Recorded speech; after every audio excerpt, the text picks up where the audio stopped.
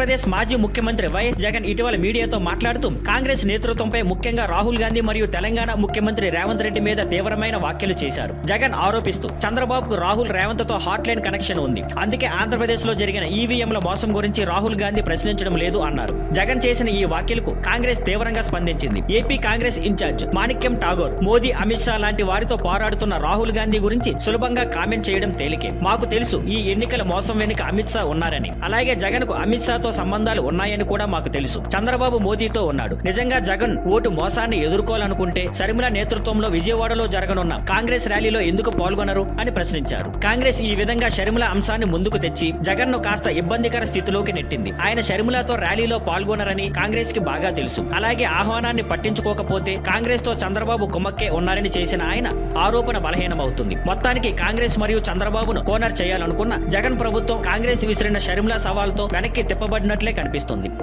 Thank you for watching. Please like, share and subscribe.